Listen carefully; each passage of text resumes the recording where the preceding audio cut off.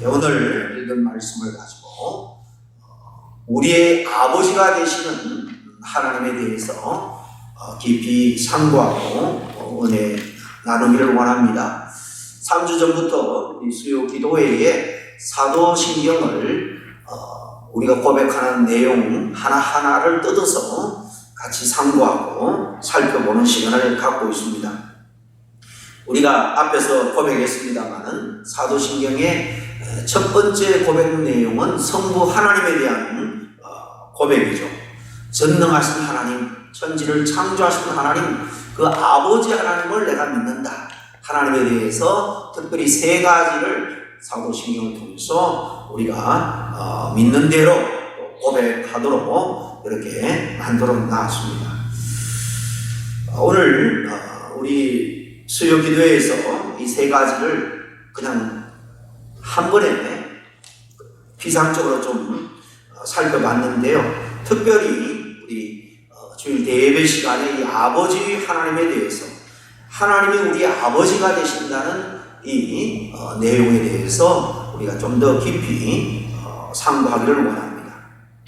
여기 어르신들이 많은데 저까지도 어릴 때 굉장히 가부장적이고 유교적인 그런 백그라운드에서 자랐기 때문에 아버지 그러면 엄부엄한 아버지상이 강합니다. 그래서 그런지 우리 어른들의 신앙에는 하나님 그러면은 이 엄한 아버지상이 사실 대부분 자리 잡고 있습니다. 하나님은 알고 보면 죄에 대해서는 엄하지만은 하나님의 말씀을 따라 하나님께 순종하며 기쁨의 삶을 살아가는 사람은 언제나 하나님은 정말 그 누구보다도 자애롭고 자비가 많으신 그런 하나님으로 다가오는 것을 우리는 알아야 합니다. 이 시간 우리 아버지 되신 하나님을 좀 더 알고 그래서 친밀하고 친근하게 교제하면서 하나님과 남은 여생 깊은 영적 교제 가운데 신앙생활 할 수 있기를 주의 이름으로 간절히 축복합니다. 성경에 보면 하나님에 대한 이름이 많이 나와 있죠. 특별히 하나님을 수식할 때 우리는 오늘 말씀드린 것처럼 전능하신 하나님 아버지 그렇게 우리가 고백할 수도 있고요. 또 우리를 구원하신 하나님 아버지, 창조주 하나님 아버지, 그리고 여기 우리의 아버지 하나님이라고 사랑이 많으신 그런 아버지 하나님이라고 고백할 수도 있고 그 하나님은 때로 위로하시고 치유하시는 분이기 때문에 위로하시는 하나님, 치료자신 하나님 등등 우리가 기도할 때 어떤 것을 우리 마음에 와닿는 대로 또 부르면서 주님께 기도하면 되겠습니다. 이렇게 하나님에 대한 속성이나 또 하나님이 또 능력이 많으신 분이기 때문에 하나님의 이름을 이렇게 우리가 호칭할 때 여러 가지로 부를 수 있는 것입니다. 그 중에서도 우리가 하나님이라고 할 때에 가장 그래도 가까이 느끼고 친근하게 사랑으로 그렇게 다가갈 수 있는 말은 역시 하나님 아버지 하나님이 아닌가 생각을 합니다. 그래서 저도 그렇고 여러분들도 아마 기도할 때 사랑이 많으신 하나님, 사랑의 아버지 하나님 이렇게 기도할 때가 많을 줄로 믿습니다. 종교개혁자 마르틴 루터는 이 아버지 하나님이라는 칭호에 대해서 이렇게 말했습니다. 우리가 하나님에 대해 생각할 수 있는 최상의 이름은 바로 아버지라는 칭호다 그랬습니다. 또 그 전에 성 어거스틴도 이와 비슷한 칭호에 대해서 말을 했는데요. 하나님은 그의 능력에 있어서는 우리의 전능자이시며 그의 사랑에 있어서는 우리의 아버지가 된다. 그러니까 하나님의 사랑을 생각할 때 그분은 우리의 아버지가 되시기 때문에 우리는 그분께 늘 가까이 나아갈 수 있다는 것입니다. 하나님이 전능하신 분인데 만약에 우리에게 사랑이 많으신 아버지가 아니라면 그분은 사실 우리가 신앙생활 하는데 믿고 의지하는데 큰 소용이 없고 유익이 되지 못할 겁니다. 오히려 그분은 우리에게 늘 우선 존재로 계실 거예요. 그러나 성경에서 소개하는 하나님은 그분은 전지전능하신 하나님뿐만 아니라 자애로운 사랑이 많으신 그런 아버지 하나님이라고 소개를 합니다. 아무쪼록 오늘 말씀을 통해서 이 좋으신 하나님 아버지를 새롭게 만날 수 있기를 바랍니다. 하나님과 멀어지는 관계가 더욱더 가까워지기를 바랍니다.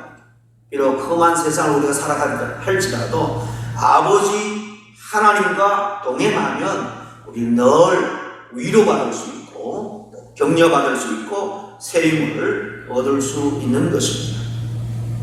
우리가 본론으로 들어가서 먼저 생각할 것은 이 아버지 하나님이라는 칭호가 어떻게 성경에서 쓰이고 있는가, 어떨 때 쓰이는가, 그 용례에 대해서 잠깐 살펴볼 필요가 있을 겁니다. 신구약을 합쳐서 하나님을 아버지라고 표현한 것은 거의 한 200여 곳이 됩니다. 정확하게는 한 190. 그 중에서 대부분 우리를 구원하신 그 역사를 이루고 기록한 신약에 사실 대부분 나옵니다. 구약에는 한 15번 나오고 신약에는 거의 한 175번 하나님을 아버지라 그렇게 표현을 합니다. 그런데 두 가지 경우입니다. 예수님이 하나님을 아버지다 그렇게 사용하는 그럴 때가 있고 또 우리 성도들이 믿는 자들이 하나님을 아버지라고 그렇게 표현하는 그런 경우가 있습니다. 먼저 예수님이 하나님을 아버지라고 하는 경우를 보면은 우리가 그냥 생각을 해도 예수님은 스스로 하나님이 자신의 아버지다라고 고백한 여러 곳이죠.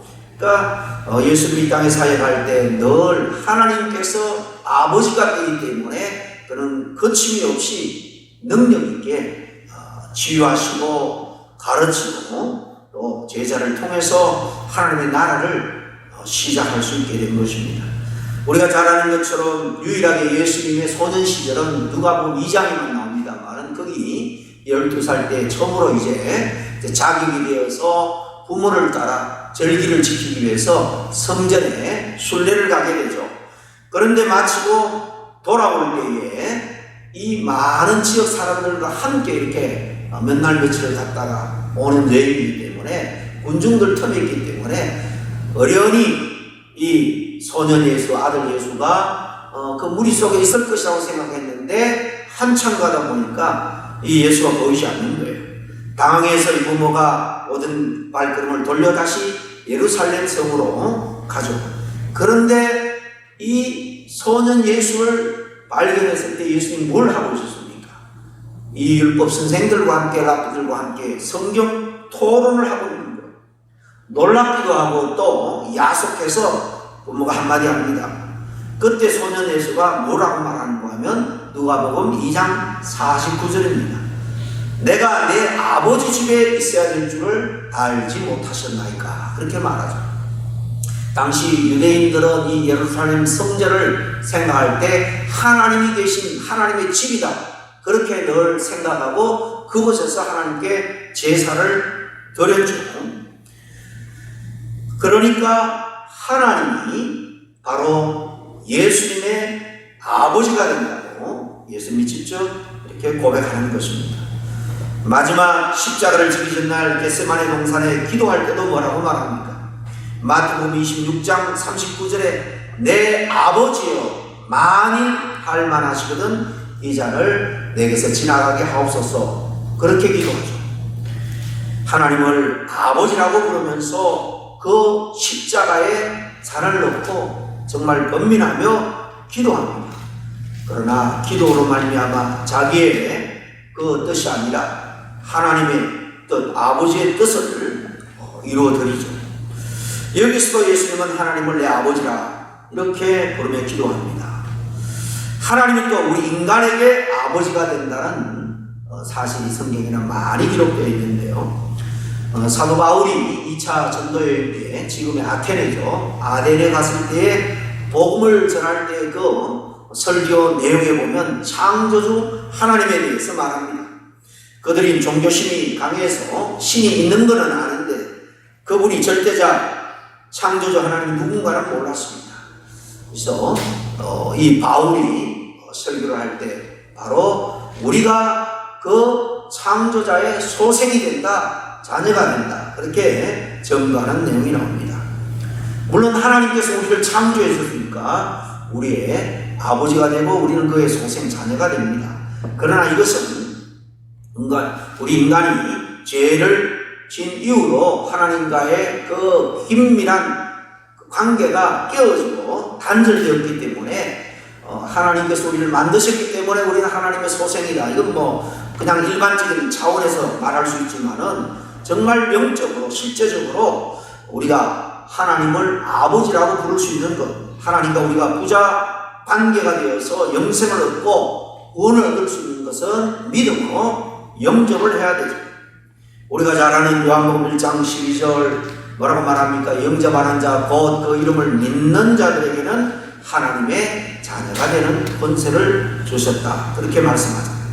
하나님의 독생자 예수 그리스도를 대속의 제물로 보내셨는데 그가 나 자신의 죄를 다 2000년 전에 시공간을 초월해서 미래 우리 죄까지도 다 걸머지고 대신해서 죽으셨다. 그리고 우리의 영원한 생명이 되기 위해서 사망 권세를 깨뜨리고 살아나셨다라는 사실을 믿기만 하면 하나님의 자녀가 된다는 진리입니다. 이처럼 우리는 하나님을 아버지라고 부릅니다. 특별히 오늘 본문에는 뭐라고 말합니까?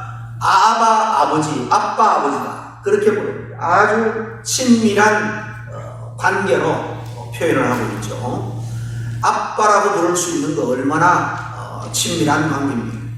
어릴 때는 마냥 아버지가 좋고 그래서 그냥 아빠 하면 졸졸 따라다니다가 좀 서먹서먹해지면 어른이 되면 사실 아빠라고 부르기가 쉽지 않습니다. 정말 아버지와 아들 사이에 아무런 허물이 없는 그 순수한 관계, 전적으로 의지할 수 있는 그 관계에 아빠라고 부를 수 있는 거죠. 오늘 15절 다시 보겠습니다. 너희는 다시 무수하는 종의 영을 받지 아니하고 양자의 영을 받았으므로 우리가 아빠 아버지라고 부르짖느니라. 앞에 번역에서는 아바 아버지라고 그랬는데요, 이 아바는 이 아람을 그대로 번역한 겁니다. 근데 사실 아바하고 아빠하고 그 중간쯤 발음되는 것 같아요. 그러니까 이 아빠라는 말은 우리의 아빠라는 말하고 사실 똑같은 그런 의미입니다. 어린아이가 아버지를 가장 친근하게 부를 때 그 애칭이 아빠죠. 이 하나님과 그의 자녀된 우리 그리스도인들이 이렇게 가장 친밀한 사랑과 신뢰의 관계로 이렇게 의지하고 부를 수 있는 애칭이 바로 아빠, 아버지, 하나님 아버지입니다. 전혀 둘 사이 거리낌이 없을 때의 관계를 사실 보여주는 거죠. 예수님도 이런 칭호로 하나님을 부르곤 했습니다. 겟세마네 그 기도 가운데에 다른 복음서와 달리 마가복음에 보면 특별하게 이렇게 이 부분을 강조해서 기록하고 있습니다. 마가복음 14장 36절입니다. 거기에 아빠 아버지요, 아바 아버지요, 하나님께서는 모든 것이 가능하오니 이 잔을 내게 옮기시옵소서. 이 부분을 넣은 것은 사실 마가는 제일 먼저 성경을 기록한 저자죠.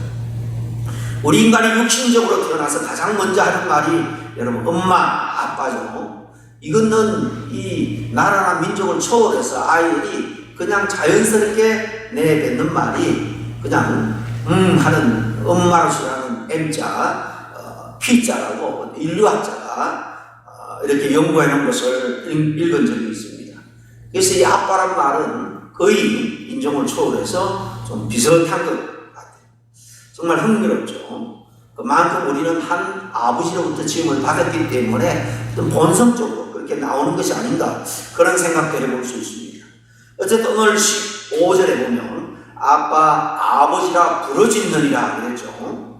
아버지에게 부르짖는다. 부르짖는다는 것은 막 때를 쓰고 절규하는 그런 부르짖음이 아니고 억누를 쏟는 어떤 감격으로 환호하고 외치는 것을 말합니다. 하나님 아버지를 향한 사랑의 마음으로 기뻐서 어쩔 줄 모르는 그런 모습을 여기 묘사하고 있는 단어가 바로 여기 부르짖는다는 말이에요. 번역을 그렇게 해서 그렇지 정말 너무 기뻐서 즐거워서 다가가는 마음으로 이렇게 외치는 말입니다. 그러므로 우리는 하나님의 자녀로서 하나님과 정말 친밀한 관계를 유지해야 됩니다. 그런 관계가 이제 많이 멀어졌다면 다시 회복해야 될 줄로 믿습니다. 물론 하나님께 당연히 우리가 멋대로 버릇없이 그렇게 해서는 안 되겠지만 하나님이 멀어졌다면 대부분 우리의 불순종, 죄 때문에 그런 경우가 많습니다. 빨리 주님 앞에 돌아와서 멀어진 관계를 빨리 좁히고 친밀한 아버지 하나님의 그 귀한 관계를 정말 은혜와 또 놀라운 사랑이 넘치는 이 관계를 회복을 해야 됩니다. 간혹 살다가 실수하고 범죄할 경우에도 고난과 역경 가운데 처할 경우에도 우리는 하나님과 멀어져서는 안 될 줄 압니다.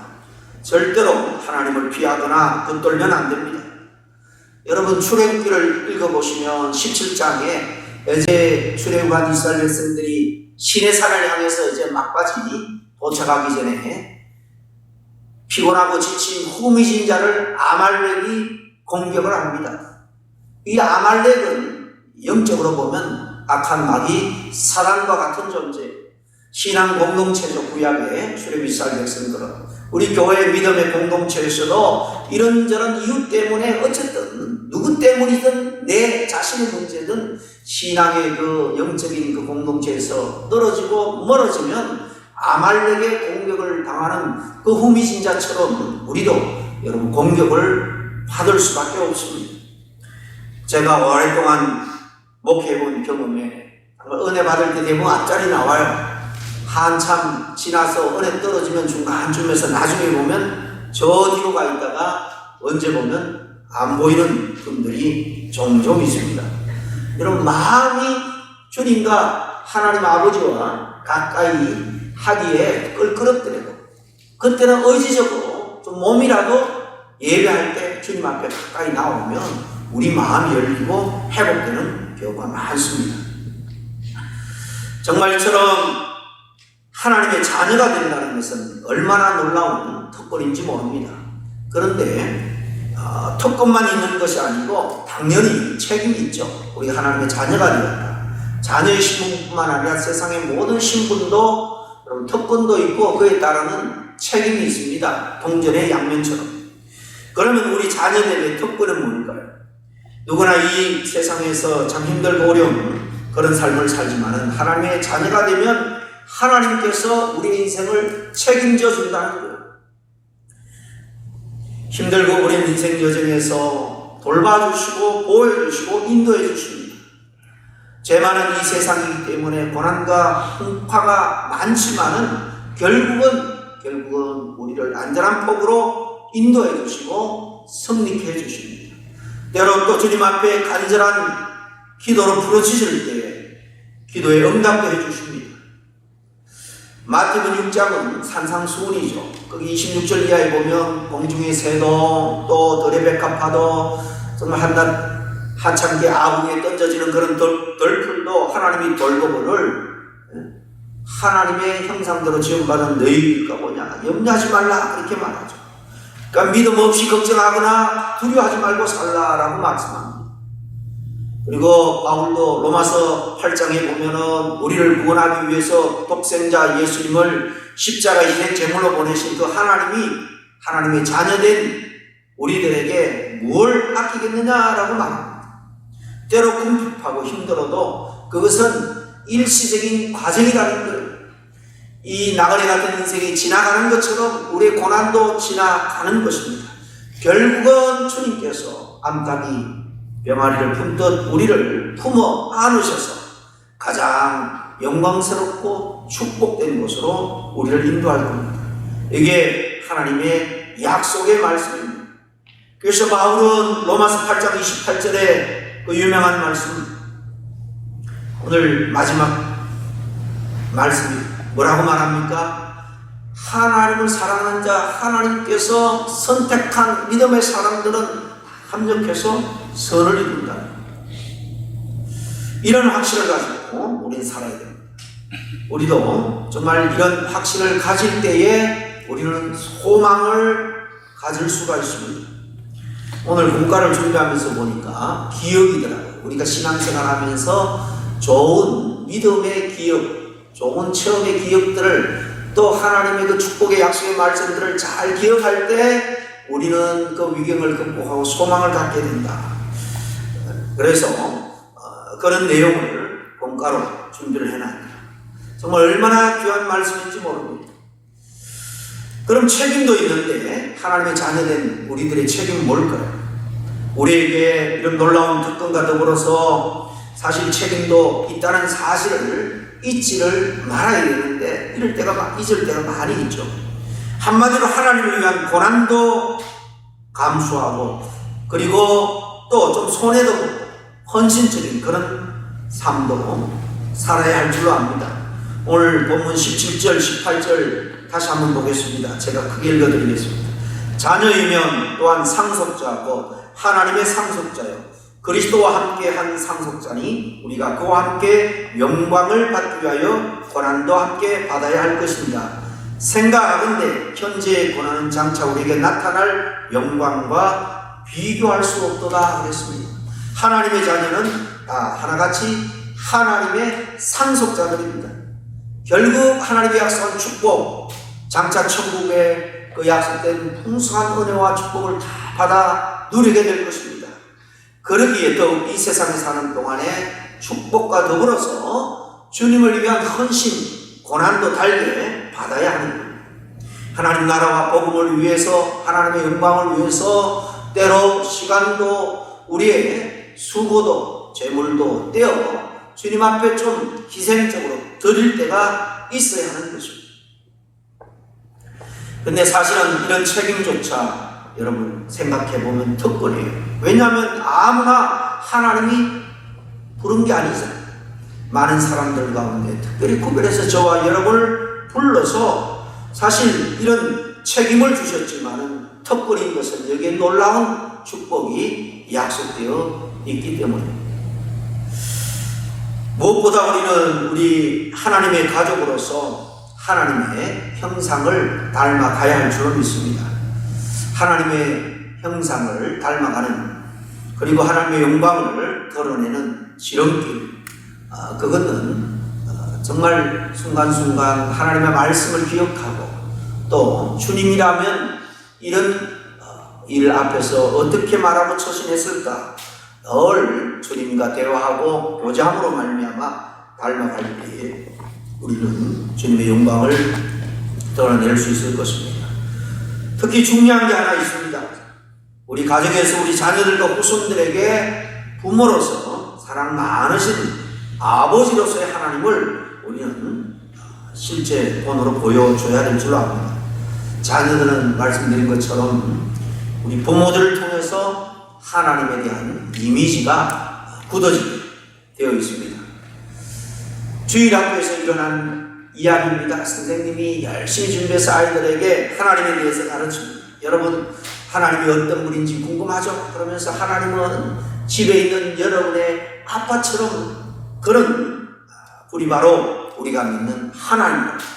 그렇게 신나서 힘차게 자신있게 전하는데 대부분의 아이들은 이해를 했다는 듯이 고개를 끄덕입니다만 한 아이는 오히려 고개를 숙이고 정말 풀이 죽어 있는 것이 아주 연연합니다. 그래서 선생님이 다가가서 물었습니다. 다른 아이들은 이 하나님 때문에 다 기뻐하는데 넌 왜 이렇게 기가지고 고개를 숙이고 있느냐. 그러니까 이 아이가 하는 말, 우리 아빠는 매일 술 취해서 밤에 늦게 들어와서 엄마를 괴롭히고 때로 우리 형하고 저를 못살게 구는데 만약에 내가 믿는 그런 하나님이라면 정말 저는 그런 하나님이 싫어요. 그런 하나님을 믿지 않을래요. 그랬다는 거죠. 여러분 얼마나 무서운 이야기입니까? 물론 우리 인간 부모가 다 불완전하죠. 그러나 최선을 다하고 실수하는 경우 정말 우리 자녀들에게도 솔직히 시인하면서 자녀를 대하면 그들이 우리를 통해서 사랑이 많으신 하나님 아버지를 발견하고 그 귀한 사랑의 아버지 상이 그의 심령 가운데 더욱더 분명하게 새겨질 줄로 믿습니다. 여러분, 하나님은 저와 여러분의 하나님인 줄로 믿습니다. 그리고 인격적인 아버지가 되는 줄로 믿습니다. 능력이 많으면서도 사랑이 많으신 그런 아버지이기 때문에 우리는 이 험난한 세상에서도 아버지에게 도움을 구할 수 있고 아버지의 보호와 인도를 받으며 끝내 승리의 인생을 살아갈 수 있는 것입니다. 그리고 세상을 향해서 또 그리고 우리 자손들에게 하나님의 그 사랑의 아버지의 모습을 친히 보여줄 수 있는 저와 여러분 될 수 있기를 간절히 축원합니다. 이렇게 기도하겠습니다. 하나님 아버지 감사합니다. 죄로 말미암아 죽을 수밖에 없는 절망적인 우리 인생들, 하나밖에 없는 독생자를 친히 보내주셔서 2000년 전에 우리의 죄까지도 다 끌어안고 대속의 죽음을 죽으심으로 말미암아 믿음으로 말미암아 우리가 이렇게 하나님의 자녀가 되는 특권을 누릴 수 있도록 인도해 주시니 감사합니다.